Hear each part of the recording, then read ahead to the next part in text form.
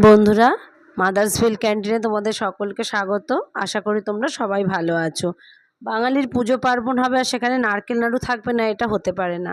তাই আমি আজকে নারকেল নাড়ুটাই বানাবো, বানিয়ে দেখাবো তোমাদের। তবে পাকটা দেবো চিনি দিয়ে। চিনির নাড়ু বানানো একটু টাফ। গুড়ের নাড়ু যতটা সহজ, চিনির নাড়ু ততটা না। খুব গরম অবস্থায় চিনির নাড়ু বানাতে হয়, নাহলে ঠিকঠাক আসে না। তা আমি যতটা নারকেল কোড়া নিয়েছি ঠিক ততটাই চিনি নেব, নিয়ে খুব ভালো করে মেখে নেব। মানে নিচে বসেই মাখিয়ে নেবো সুন্দর, গ্যাসে দেবার আগে।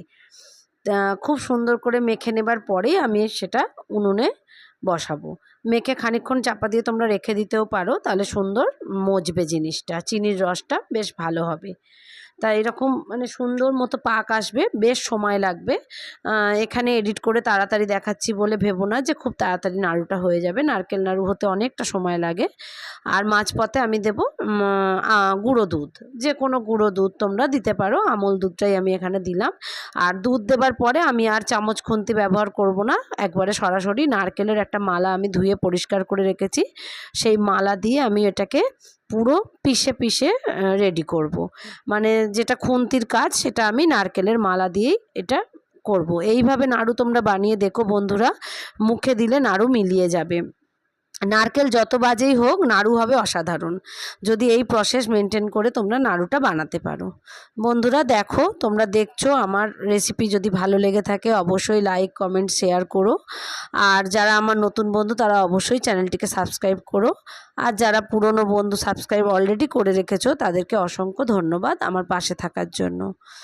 আর এরকমভাবে আমার পাশে থেকো, দেখো অনেক রকম রেসিপি তোমরা দেখতে পাবে। আমি একটু হাতে ঘি দিয়ে নিলাম। প্রচণ্ড গরম, মানে অতিরিক্ত গরমটাই এখানে পাক দিতে হবে, নাহলে গুঁড়ো হয়ে যাওয়ার সম্ভাবনা থাকে। তা আমরা দুই মা মিলে করব। এখনও মায়ের হাত দিতে বারণই করলাম, কেননা এতটা গরম উনি নিতে পারবেন না। তা আমি ঘি হাত করে কয়েকটা পাকিয়ে নিচ্ছি। একটু জিনিসটা ঠান্ডা পজিশানে আসলে তারপরে মা হাত দেবে। মানে নারকেল নাড়ু এরকম বানাবার জন্য বেশ কয়েকজনকেই লাগবে, একার পক্ষে সম্ভব না। অল্প হলে তাহলে ঠিক আছে, যখনই পরিমাণটা বেশি হবে একা করতে গেলে শেষের দিকে নাড়ুগুলো গুঁড়ো হয়ে যাবে। ওই জন্যই প্রথমেই বললাম চিনির নাড়ু বানানো একটু হলেও টাফ। গুড়ের নাড়ু যতটা সহজ, চিনির নাড়ু ততটা সহজ বানানো না। দেখো বন্ধুরা, যদি তোমাদের আমার এই রেসিপিটা ভালো লেগে থাকে তাহলে অবশ্যই একটা লাইক করে দিও, আর কমেন্ট করে জানিও তোমাদের কেমন লাগলো। ভালো থেকো বন্ধুরা, দেখা হবে পরবর্তী আবার কোনো রেসিপিতে। নমস্কার।